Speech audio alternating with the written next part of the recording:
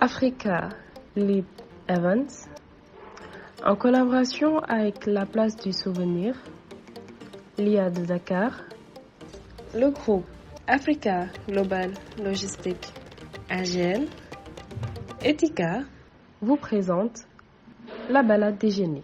La balade des génies.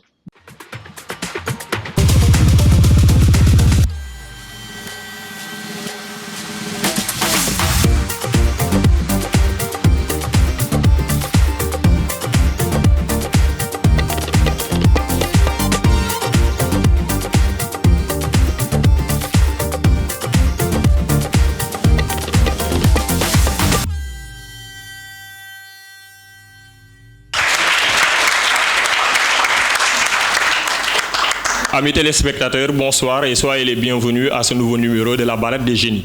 Je n'oublie pas également dans les salutations ce que j'appelle le conglomérat de 3P. Je veux nommer nos partenaires, nos participants, mais également et aussi surtout le public qui est venu nombreux ce soir. Merci à vous de nous honorer de votre présence. Aujourd'hui, nous allons avoir droit au match d'Eloclite qui va opposer deux équipes au talent redoutable. On s'en doute déjà. La première équipe que je vais vous présenter est d'ailleurs une équipe redoutable s'il en est une équipe qui a finaliste à la dernière édition. Donc à tout seigneur, tout honneur, mesdames et messieurs, veuillez applaudir les cours Anne-Marie Javoué. Bonsoir à vous. Bonsoir. Bienvenue. Merci. Et bonne chance. Merci. Face à eux se dresseront un lycée d'excellence également. Je vous prie d'accueillir chaleureusement le lycée Ngalandou Diouf. Bonsoir également à vous. Bienvenue et bonne chance.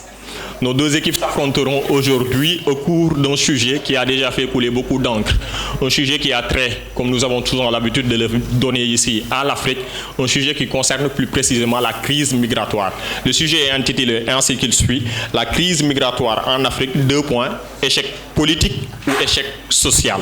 Alors nous avons une configuration particulière, vous le devinez déjà. Les deux équipes ne seront pas chargées aujourd'hui de défendre l'affirmative ou la négative comme nous en avons l'habitude, mais aujourd'hui il s'agira de prendre en charge pour l'une la thèse de l'échec politique et pour l'autre la thèse de l'échec social tout simplement.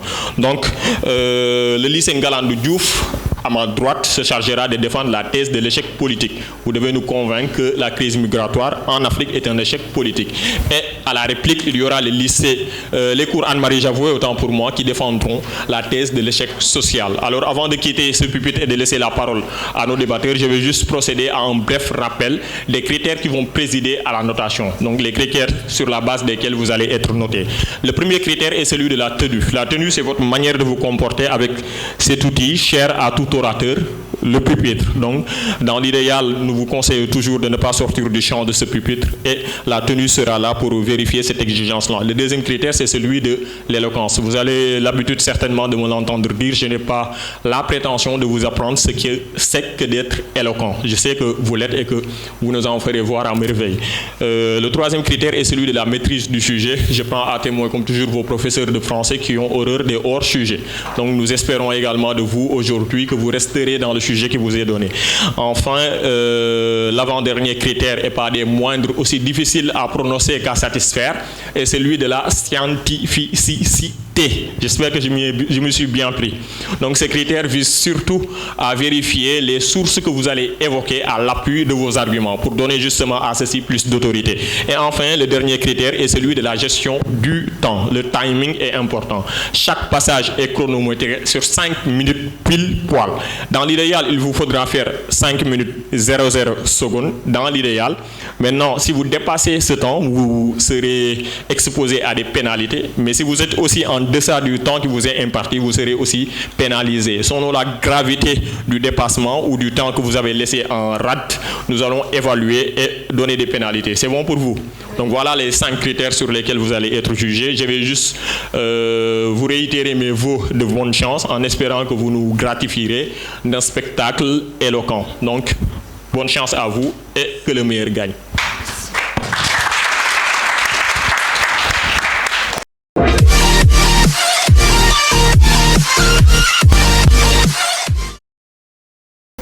Mesdames et messieurs, honorables invités, auguste assemblée, illustres membres du jury, bonsoir.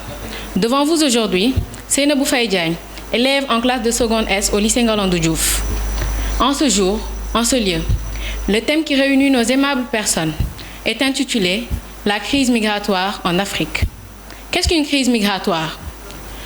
De par crise migratoire, nous avons l'adjectif migratoire, issu du verbe migrer, du latin migrar, qui, selon le dictionnaire Larousse, à la page 268, signifie s'en aller, changer de césure. Ainsi, selon le dictionnaire politique Latoupi, une crise migratoire est un phénomène d'augmentation sensible du nombre de migrants, quittant d'une zone géographique. La notion crise migratoire intervient lorsque le flux migratoire devient très ou trop important et pose un problème réel ou imaginaire au pays d'accueil. Ainsi, selon notre idéologie que nous défendons avec ferveur, nous affirmons que la crise migratoire en Afrique n'est rien d'autre qu'un échec politique. Qu'est-ce qu'un échec politique? Selon le site Bonobox World Point Organization, un échec politique est une situation dans laquelle les États ont un problème à satisfaire les besoins nécessaires de leur population. Ainsi, nous affirmons qu'un échec politique commence par le fait que les gouvernements il y a une malgouvernance au niveau des pays africains. Comment parlons-nous de malgouvernance? La corruption, les quotas d'exploitation octroyés, le manque d'efficacité dans les bureautiques.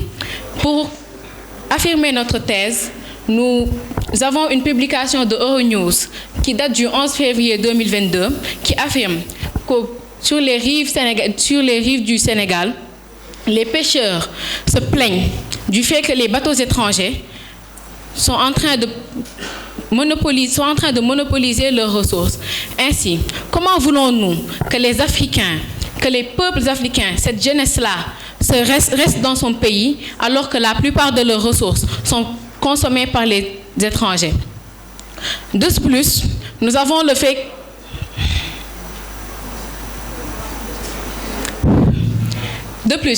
avons le fait que la plupart des pays africains perdent chaque année 17 millions de dollars dans la vente illégale du bois de par les hauts fonctionnaires. Cette corruption, cette malgouvernance est la raison principale qui pousse ces jeunes Africains à s'en aller, à chercher une vie meilleure ailleurs. Ainsi, nous avons aussi le problème de la pauvreté. Qu'est-ce qu'une pauvreté? Nous parlons de pauvreté lorsque l'État a une incapacité à subvenir aux besoins de sa population. De ce fait, une étude datant de 2014 de Africa Center Organization affirme que 35% de la population de l'Afrique subsaharienne vit dans la pauvreté. Cette pauvreté pousse ces jeunes Africains, encore une fois, à chercher une vie meilleure ailleurs. Et même si ils ont du travail, 71% de la population, 71% de ces travailleurs-là vivent dans la pauvreté. Ce qui est inadmissible pour un gouvernement africain. En plus de ça, nous avons les problèmes de chômage. En Afrique, la plupart des jeunes cherchent des emplois avec tout l'effort qu'il faut et se retrouvent avec des diplômes et sont rejetés à la rue. Nous avons des entreprises qui demandent à des jeunes fraîchement licenciés des expériences de 5 ans. Comment pouvons-nous demander à un jeune une expérience de 5 ans alors qu'il est fraîchement licencié ou vient juste de quitter sa maîtrise? Ou de plus, nous avons les postes qui sont donnés à des gens qui ne... Nous avons les postes qui sont octroyés à des gens qui n'ont pas... qui sont octroyés à des gens qui n'ont pas la capacité pour les postes qu'ils ont été donnés. En plus de ça, en Afrique, 31,4% des hommes sont en chômage, alors que 42,4% des femmes aussi restent dans le chômage. Comment pouvons-nous demander à cette population-là de rester dans leur pays d'origine, alors que leur propre gouvernement ne leur donne pas les opportunités, les besoins nécessaires pour rester dans leur pays? Comme nous avons l'agriculture, l'élevage, l'artisanat, qui sont les principaux travaux, les principales activités des régions africaines. Mais la plupart d'entre eux sont donnés à des pays étrangers, européens, comme l'Espagne, la Russie, les États-Unis, la France, pour qu'ils amènent leurs propres jeunes venir travailler dans les pays africains, alors que l'Afrique est riche en jeunesse et en richesse naturelle. Ainsi, nous pouvons encore réaffirmer que la crise migratoire en Afrique n'est rien d'autre qu'un échec politique. Moi, représentante du lycée Ngalandou Diouf, en tant que représentante du lycée Ngalandou Diouf, je me permets de dire avec ferveur que la crise migratoire en Afrique n'est rien d'autre, absolument rien d'autre qu'un échec politique. Je vous remercie de votre aimable attention. À l'immigration subie, je préfère l'immigration choisie. C'est ce que dit Nicolas Sarkozy en 2005 dans une interview pour Le Figaro. Mesdames et messieurs, honorables jurés, bonjour. Je suis Daena Mveng, élève en classe de seconde S au cours Anne-Marie Javoué. Une question nous interpelle aujourd'hui. La crise migratoire en Afrique est-elle un échec politique ou social ? La migration est définie par le Larousse comme un déplacement volontaire d'individus ou de populations d'un pays à un autre ou d'une région à une autre, pour des raisons politiques, économiques ou encore culturelles. Une crise est définie par le Larousse comme une rupture d'équilibre entre la production et la consommation, caractérisée par un affaiblissement de la demande, les faillites et le chômage. L'échec est dit par le Robert comme le fait de ne pas réussir, de ne pas obtenir quelque chose. Le social, lui, est ce qui se rapporte à une société, à une collectivité humaine considérée comme une entité propre. Mesdames et messieurs, honorables jurés, je vous affirme avec conviction, la crise migratoire en Afrique est un échec social. Je m'explique. Tout d'abord, les différences religieuses qui peuvent être très souvent cause de conflits. Autrement dit, dans une population, la religion majoritaire ou autoritaire a très souvent tendance à opprimer, voire mettre à mort la religion minoritaire. Elle se soumet à une conversion obligatoire. Et pour éviter ça, beaucoup choisissent de quitter leur terre et afin d'avoir une sécurité garantie, prennent le chemin d'une autre région. Les minorités religieuses peuvent être victimes de discrimination, de persécution et de violence en raison de leur foi. Cela peut inclure les restrictions face à la pratique de la religion, des attaques contre leur lieu de culte et même des discriminations dans l'accès à l'éducation et à l'emploi. Face à ces persécutions, de nombreuses personnes sont contraintes de fuir leur pays pour trouver refuge ailleurs. Notamment avec 4165 chrétiens tués en 2018 en Afrique à cause de leur appartenance religieuse. C'est le chiffre effrayant révélé par l'organisme non gouvernemental évangélique Portes Ouvertes. En tête de liste, le Nigeria, qui compte à lui seul 3731 morts sur son sol. Ensuite, les conflits armés qui remettent en cause la sécurité de certaines populations. Effectivement, ces conflits armés incluent les guerres civiles, entraînent souvent des violations massives des droits de l'homme, des destructions des biens, des crises humanitaires et des déplacements forcés des populations. Les personnes fuient leur foyer pour échapper à la violence, à la persécution et à la pauvreté. Cela peut entraîner des flux migratoires massifs à l'intérieur du pays ou à travers les frontières vers des pays voisins ou plus éloignés. Prenons le cas du Soudan du Sud, où un conflit prolongé a provoqué le déplacement massif des populations. Les personnes fuyant les zones de combat cherchent refuge dans les zones plus sûres, plus calmes, dans les pays voisins comme l'Éthiopie, l'Ouganda ou encore le Kenya. Et d'après l'Organisation internationale pour les migrations, les demandes d'asile sont le plus souvent celles fuyant les violences ethniques et religieuses, comme au Cameroun, au Tchad, en République démocratique du Congo, au Nigeria ou encore au Congo-Brazzaville. Enfin, les changements climatiques et les catastrophes naturelles qui sont devenus des facteurs importants de la migration en Afrique. En effet, les événements météorologiques extrêmes tels que les inondations et les tempêtes tropicales deviennent plus fréquentes et intenses en raison du changement climatique. Ces catastrophes naturelles peuvent détruire les habitations, les récoltes et les infrastructures, obligeant les populations à se déplacer vers des zones plus sûres. Les changements climatiques entraînent une augmentation de la sécheresse et la désertification dans de nombreuses régions d'Afrique, ce qui diminue la productivité agricole et prive les populations locales de leurs moyens de subsistance traditionnels. Ainsi, dans un article du Monde publié en décembre 2022, cette même année a été une année de catastrophes naturelles en Afrique. Au total, les inondations ont déplacé plus de 1,4 million de personnes sur l'ensemble du continent. Les crises alimentaires se sont amplifiées. Je tiens à exprimer mes plus sincères remerciements à chacun d'entre vous pour votre attention et votre intérêt tout au long de cette présentation. Merci.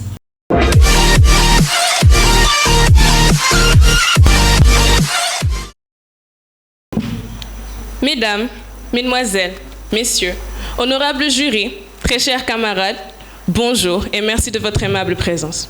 Je me nomme Oumi Seck et je suis élève en classe de seconde LA au lycée Galandou Diouf. Je me doute que vous connaissez déjà le sujet qui est celui de la crise migratoire en Afrique. Je ne vais pas trop m'attarder sur les définitions, mais pour résumer, selon l'Organisation internationale pour la migration, une crise migratoire est une situation dans laquelle les migrations deviennent trop difficiles à gérer pour le pays d'accueil ou le pays dans lequel les gens... Excusez-moi. Pardon. Pour recommencer, une crise migratoire, selon l'Organisation internationale pour la migration, décrit des flux migratoires complexes, généralement à grande échelle, qui deviennent difficiles à gérer pour le pays d'accueil au long terme. Et un échec politique, qui est l'idéologie que je suis venue défendre devant vous, et une situation dans laquelle les politiques gouvernementales créent des inefficacités dans l'usage des biens et services. Les crises migratoires sont devenues un sujet au cœur des préoccupations durant les 20 dernières années en Afrique. Je vous invite à re-regarder les raisons pour lesquelles migrent. Selon vous, pourquoi les gens se déplacent-ils ? La raison principale est la recherche du mieux, la recherche de meilleures conditions de vie. Car on peut affirmer qu'en Afrique, les conditions de vie sont assez précaires, notamment avec l'éducation. Comme nous l'affirme l'UNESCO, l'Afrique subsaharienne contient les plus grands taux d'exclusion à l'éducation. Mais aussi la santé, avec l'Afrique qui n'a que 1,3% des professionnels de santé, alors qu'elle porte à elle-même 25% de la charge de maladie selon le PNUD. Mais aussi principalement l'emploi. Non seulement avec les larges taux de chômage, la plupart des travailleurs africains, comme l'a déjà dit ma coéquipière, 71,1% des travailleurs africains vivent dans la misère, selon le magazine Le Point. Aussi, deuxièmement, un facteur fondamental étant l'instabilité politique. L'instabilité politique dans les conflits armés non résolus, qui chaque année provoque des millions et des millions de déplacements. 20% de la population africaine, selon le site Cartable, sont affectés par des guerres civiles récurrentes. Nous pouvons citer des exemples tels que la République démocratique du Congo, la Somalie, la Centrafrique, le Nigeria, parmi tant d'autres. Tout cela m'amène à dire que, mesdames et messieurs, selon vous, tout cela n'est-il pas causé par les gouvernements africains qui sont inefficaces? Tout cela n'est-il pas causé par les gouvernements africains qui n'ont pas pu gérer la stabilité de leurs États? Des gouvernements corrompus, des gouvernements dictateurs, avec des personnes qui restent au pouvoir durant des décennies. Des gouvernements égoïstes, qui ne s'intéressent pas à leur jeunesse. Comment se fait-il que l'Afrique soit le continent le plus jeune au monde et aussi le continent avec le taux de chômage le plus élevé au monde? Comment se fait-il que l'Afrique soit le continent le plus riche au monde, mais aussi le continent le plus pauvre au monde? L'Afrique, avec son soleil toute l'année, ses eaux ruisselantes, ses mines riches, est quand même le continent le moins développé au monde. Les gens veulent partir parce qu'ils ne sont pas satisfaits de ce qui se passe chez eux. La jeunesse part au risque de tout perdre, au risque de mourir, tout simplement parce qu'ils ne peuvent pas avoir ce dont ils ont besoin d'où ils viennent.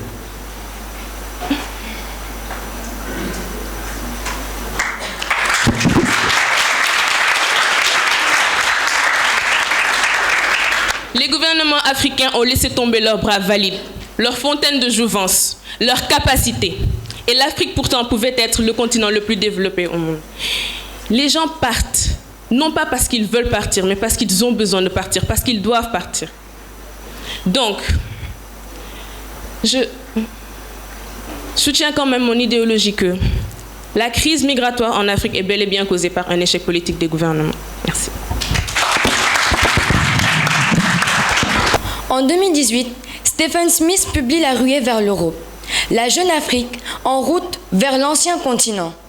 Il y prédit pour les années à venir une hausse du flux des migrants africains vers les côtes européennes. Et selon lui, l'Europe va bientôt s'africaniser. Mesdames et messieurs, chers convives, bonjour. Je me présente, Ivana Stéphanie Toupane, élève en classe de seconde S au cours Anne-Marie Javoué. Honoré de votre présence, permettez-moi en ce jour de vous faire part d'un sujet qui touche de nombreuses personnes actuellement, la crise migratoire en Afrique. Beaucoup se posent la question, la crise migratoire en Afrique est-elle un échec social ou politique ? Devant vous à cet instant, j'aimerais vous affirmer avec conviction que cette dernière est un échec social. Je m'explique. Pour accentuer les dires de ma très charmante coéquipière Diana Mveng, la migration est le déplacement d'une population d'un territoire à un autre. Et nombreuses sont les causes qui l'ont engendré. Nous pouvons commencer par les opportunités économiques.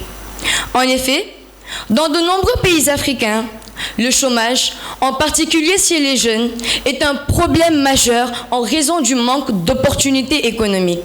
Les individus peuvent être contraints de migrer vers des zones où ils auront une meilleure chance de trouver un emploi rémunéré. La pauvreté généralisée dans certaines régions rend difficile la satisfaction des besoins fondamentaux tels que la nourriture, le logement et même les soins médicaux.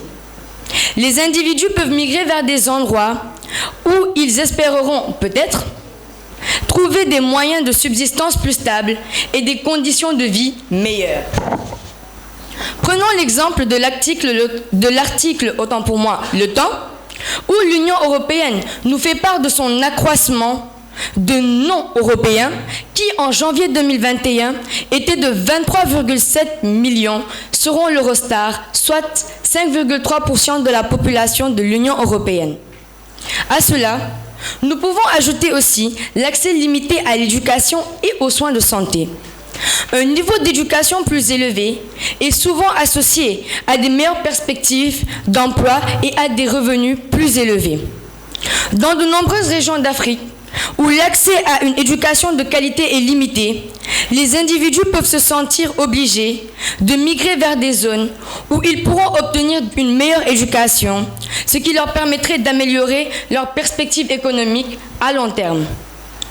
Aussi, dans certaines régions, les filles et les femmes rencontrent des obstacles supplémentaires pour accéder à l'éducation, car selon la société, la femme en tant que telle doit rester à la cuisine et gérer son foyer. D'après l'estimation de l'UNESCO, 763 millions de personnes vivent dans une région outre qu'elle où elles sont nées. Dans de nombreuses régions rurales éloignées d'Afrique, l'accès aux soins de santé de base est limité, voire inexistant. Les individus peuvent être contraints de migrer vers des zones urbaines ou vers d'autres pays où ils pourraient obtenir des soins médicaux plus adéquats. L'UNICEF annonce dans un rapport que les bienfaits représentent plus de la moitié de 12 millions de personnes en Afrique de l'Ouest et du Centre, et ils se déplacent chaque année, environ 75% restent en Afrique subsaharienne et moins d'1 sur 5 partent vers l'Europe. Pour finir, mesdames et messieurs, les pressions sociales et familiales. La pression sociale en Afrique peut découler de divers facteurs, notamment les attentes familiales et communautaires en matière de réussite économique et sociale. Dans de nombreuses sociétés africaines, il existe une forte pression pour soutenir financièrement sa famille élargie, ce qui pourrait les pousser à chercher des opportunités économiques ailleurs.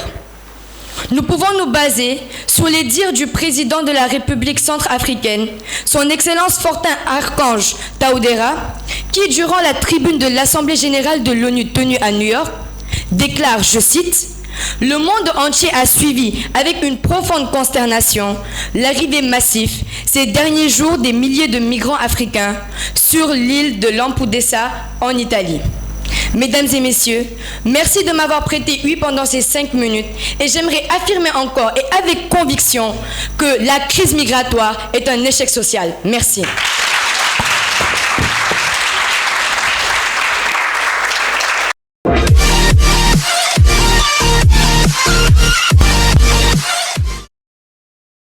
Amis téléspectateurs, soyez de nouveau les bienvenus pour la synthèse de ce match qui a opposé les cours Anne-Marie Javoué et le lycée Ngalandou Diouf sur le sujet intitulé ainsi qu'il suit, la crise migratoire en Afrique, échec politique ou échec social.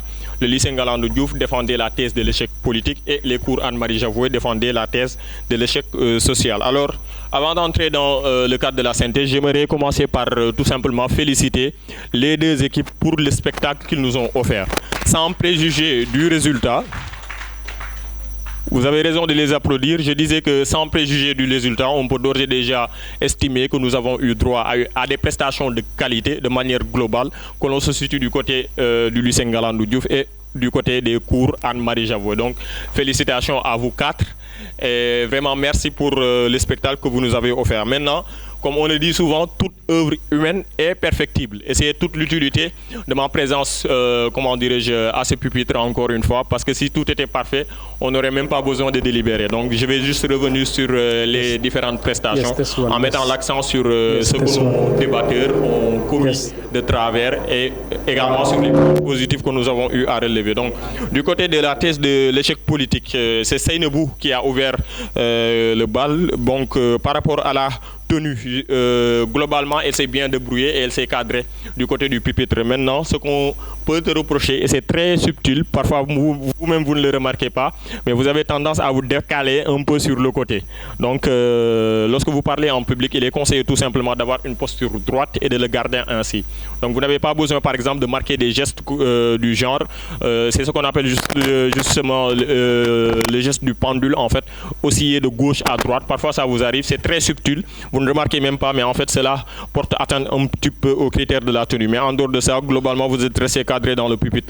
Au niveau de la définition également, le jury a apprécié vraiment l'effort de contextualisation de la part de l'équipe de Ngalandou Diouf qui est venue déjà bien cadrer son sujet pour définir les termes qui constituent le sujet, justement pour permettre à tout un chacun de se retrouver. Il y a un célèbre auteur qui disait « Mal nommer les choses, c'est rajouter au malheur du monde ». Et je pense qu'aujourd'hui, nos débatteurs n'ont pas rajouté au malheur du monde. Vous serez d'accord avec moi pour l'affirmer. Du côté de la scientificité également, des sources ont été évoquées ça et là. Maintenant, sur l'aspect de l'évocation des sources également, il y a des efforts à faire. Les sources sont les bienvenues, mais il faut bien les évoquer. Par exemple, vous avez cité un chiffre de 31,4% sans pour autant avancer la source. Donc, des données chiffrées sont toujours les bienvenues, mais sans source à l'appui, elles ne servent entre guillemets à pas grand-chose. Donc, il faut toujours faire l'effort de convoquer les sources à l'appui des données chiffrées, surtout que vous avancez. Maintenant, le bémol dans ce passage aura été vraiment le dépassement du temps. La gestion du temps n'aura pas été votre point fort malheureusement. Donc, vous avez dépassé de 53 secondes, presque d'une minute. Donc, pour ce genre d'exercice, il faut faire attention au dépassement. Certes, vous pouvez vous autoriser parfois, si vous n'avez pas encore terminé votre propos, à dépasser, mais d'un tout petit peu. Même pas 10 secondes en fait. Mais vous avez réellement transgressé le critère de la gestion du temps et malheureusement, c'était malvenu. Du point de vue des arguments également, Seynebou est revenu sur la malgouvernance pour appuyer la thèse selon laquelle la crise migratoire est un échec politique. Effectivement, c'était un bon argument à convoquer, surtout si l'on sait qu'en Afrique, c'est un fléau qui gangrène quasiment tous les États, du Cap au Caire, du Sénégal à la Corne de l'Afrique. Tous les États africains sont soumis en quelque sorte à ce fléau, comment dirais-je, de la malgouvernance. Et donc, c'était un bon argument à, comment dirais-je, convoquer. Il a aussi convoqué l'argument de la pauvreté, du manque d'opportunités, du chômage. Donc, tous ces arguments-là, vraiment pour appuyer la thèse politique et qui se rapporte en un seul mot que je qualifierais de l'inertie tout simplement des politiques. Si aujourd'hui, beaucoup de jeunes Africains, principalement, se risquent à braver l'océan, à braver le désert, du Sahara pour aller rejoindre ce qu'ils considèrent comme étant un Eldorado, c'est parce que dans nos pays, on rencontre souvent ce qu'on appelle l'inertie des politiques. Des politiques qui ne parviennent pas tout simplement à offrir aux jeunes des opportunités, vous êtes revenu là-dessus, des politiques qui ne parviennent pas à enrayer le chômage, des politiques qui s'enfoncent dans la malgouvernance, dans la corruption. Et donc ça fait partie des facteurs explicatifs de la crise migratoire. Pour finir avec ce passage, juste sur les petits manquements, à un moment donné également, vous avez eu les mains sur le pupitre comme ça. Donc ça aussi, il faut éviter. C'est une posture qui n'est pas du tout recommandée. Au mieux, vous pouvez vous tenir comme ça. Il faut toujours garder cette droiture-là. Et si vous devez avoir la main sur le pupitre, il faut s'y prendre comme ça. Donc ça, c'était les autres petits bémols. Bon, du côté toujours du lycée Ngalandou Diouf, pour le deuxième passage, cette fois-ci, c'est Oumi qui a poursuivi la réflexion. Justement, vous avez ouvert votre propos en nous disant que vous n'allez pas vous attarder sur les définitions. Mais vous avez quand même défini. Donc ça, vraiment, c'est un petit bémol, mais qui a son importance. Parce que toujours, il faut laisser le soin à celui qui introduit, qui fait le passage introductif, le premier passage, de camper les décors. Après, vous venez et vous allez droit au but, droit vers l'essentiel en fait. Donc, les définitions que vous avez rapportées au début de votre propos étaient intéressantes, mais dans ce cas-là, je les qualifierai tout simplement un mot qui va plaire à Abda de superfétatoire. Merci beaucoup. Donc aussi, l'autre bémol au niveau de votre passage, ce sont les trous de mémoire. Et j'ai oublié aussi de le remarquer pour Seynebou en fait. Lorsque vous avez un trou de mémoire, lorsque vous parlez en public, la pire des choses à faire, c'est de souffler dans le micro. Vous l'avez fait, les deux. Donc ça, c'est carrément déconseillé en fait. Parce que il faut se rappeler d'une chose lorsque vous prenez la parole en public. Nous ne sommes pas dans votre tête, nous ne connaissons pas votre texte. C'est-à-dire que votre texte est malléable à souhait. Si vous vous y prenez de la bonne manière, on peut ne pas savoir que vous avez eu un trou de mémoire. Ça arrive à tout le monde. Mais il faut se débrouiller d'une certaine manière à ce que, en fait, vous ne laissiez pas transparaître ce trou de mémoire-là qui est malvenu. Or, les signes qui trahissent, ce sont de longues pauses. Donc, vous avez marqué de longues pauses par moment. Par moment, c'était même des... Désolé, excusez-nous. Ça, tout ça, c'est à bannir parce que ça trahit tout simplement une évidence qui n'est pas bonne autant pour moi à constater dans le cadre de cet exercice-là. Donc, si vous avez un trou de mémoire, soyez inventif, improvisez. Je connais un orateur qui a eu un long silence, un trou de mémoire. Il a marqué un long silence. Et après, il l'a très bien exploité en disant, honorable membre du jury, charmant assistant, ce silence que je viens de marquer est le gouffre que marque votre cours si jamais il décide de ne pas m'attribuer la vérité. Donc, il faut être inventif en fait. Donc, lui, il a eu un trou de mémoire. Il a marqué un long silence, mais il a fait comme si le silence était prévu dans son discours. Il faut être inventif en fait et il faut savoir improviser. Donc ça, c'est le petit bémol que j'ai remarqué par rapport à vos deux passages, des trous de mémoire qui se sont répétés et surtout que vous n'avez pas tout simplement exploité de la bonne manière. Maintenant, du côté des arguments, pour conforter tout simplement la thèse de l'échec politique, Oumi a avancé l'argument selon lequel les jeunes vont à la recherche d'un mieux-être. Elle a surtout évoqué un argument que le jury attendait particulièrement et vous avez bien fait d'y revenir, c'est celui de l'instabilité politique. L'instabilité politique, justement, en faisant des recherches dans le cadre de ce sujet-là, j'étais tombé sur un article qui disait en substance, je cite, « Les migrants sont moins attirés par l'Europe qu'ils ne sont chassés de leur pays ». Ça veut dire que parfois, les gens migrent parce qu'ils n'ont pas le choix. Les gens migrent parce que dans leur pays, il sévit un climat délétère, un climat qui n'est pas, favorable à leur épanouissement tout simplement. L'Afrique est le terreau par excellence des conflits armés. L'Afrique est le terreau par excellence des guerres. L'Afrique est le terreau par excellence, en fait, des situations politiques chaotiques qui se répètent dans presque tous les pays. Et dans ces conditions-là, des gens sentent le besoin d'aller migrer, d'aller vers d'autres pays où ils auront tout simplement ce qu'ils ne parviennent pas à avoir ici. Et dans beaucoup de cas, ce n'est ni, la nourriture, ce n'est pas le mieux-être, c'est tout simplement la paix. Donc les gens sont plus chassés vers l'Europe qu'ils ne migrent en fait de leur volonté. Donc ça, c'était un argument intéressant temps également. Maintenant, bémol encore une fois, le temps, vous n'êtes pas allé au bout du temps qui vous a été imparti. J'ai reproché à Seynabou d'avoir dépassé, vous n'avez pas tout simplement atteint les 5 minutes qu'on vous avait imparti. Vous avez fait 4 minutes et 13 secondes, ce qui laisse en rate quelques quarantaine de secondes. Ça également, ça peut paraître peu, 40 secondes c'est peu, mais en termes de prise de parole en public, 40 secondes c'est beaucoup. Donc ça aussi, ça aura été le petit bémol que nous devons relever de votre passage. Je vais me tourner maintenant vers les cours Anne-Marie Javoué. Donc la première chose que le jury a apprécié, c'est vous, et ça sort un peu de l'ordinaire, ce sont les accroches. Donc vous avez tenu vraiment, et ça c'est quelque chose que je conseillerais à toutes les équipes qui seront chargées de passer les prochains jours, les prochaines heures, c'est vraiment de savoir accrocher le public dès le début. Vous avez tous connaissance de l'œuvre par exemple d'Albert Camus, L'étranger. Albert Camus aurait pu commencer son livre en disant « Je vais vous raconter une histoire, l'histoire de ma maman ». Mais non, vous ouvrez le livre, première page autant pour moi. Première ligne, premier mot, aujourd'hui maman est morte. Ou peut-être hier. Mais ça accroche en fait. Pourtant, il aurait pu utiliser la formule classique, une formule classique, je vais vous raconter dans ce livre, etc., etc. Donc, ceci pour vous dire en fait que lorsque vous parlez en public, il faut savoir capturer votre auditoire dès le début. Et pour capturer votre auditoire dès le début, il faut savoir sortir de l'ordinaire, c'est-à-dire du schéma qui vous oblige à venir dire « Honorable membre du jury, charmante assistance, Hassan Samb au pupitre.